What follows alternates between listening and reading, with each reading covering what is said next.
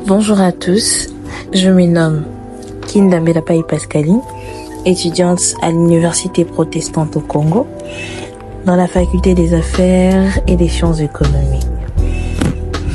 Alors, aujourd'hui nous allons voir la différence entre plusieurs notions qu'on utilise souvent en gestion de ressources humaines. Il s'agit donc de la fonction, le poste, l'emploi, la profession, le métier, les activités ainsi que les tâches.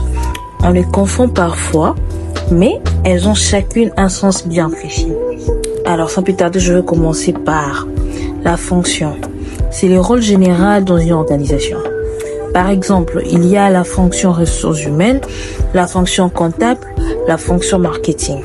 C'est une manière de regrouper de grandes missions au sein d'une entreprise. Ensuite, nous avons le poste. C'est plus précis. Il correspond à la position occupée par une personne à un endroit donné dans une structure. Par exemple, responsable RH au siège de l'entreprise est un poste. Il est unique, localisé et relié à une personne. Ensuite, nous avons un emploi. C'est un regroupement de postes qui se ressemblent. Par exemple, tout le poste d'assistant administratif forme l'emploi d'assistant administratif. C'est une catégorie plus large qu'un poste souvent utilisé pour la gestion RH. Ensuite, nous avons la profession. C'est une activité reconnue par la société avec souvent une formation et de règles spécifiques. Par exemple, avocat, médecin, enseignant. Ce sont des professions encadrées avec parfois un ordre professionnel. Ensuite, nous avons le métier. Lui, met l'accent sur le savoir-faire pratique. C'est ce que l'on sait faire grâce à l'expérience ou à l'apprentissage.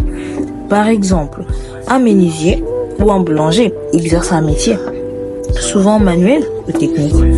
Ensuite, nous avons les activités. Ce sont de grandes catégories d'actions réalisées dans un poste ou un emploi. Par exemple, gérer les recrutements, former le personnel, suivre la paie. Une activité regroupe plusieurs tâches. Ensuite, nous avons les tâches. Ce sont des actions concrètes très précises à accomplir. Par exemple, publier une offre d'emploi, envoyer un mail, classer un dossier. Elles forment le brique de base du travail quotidien.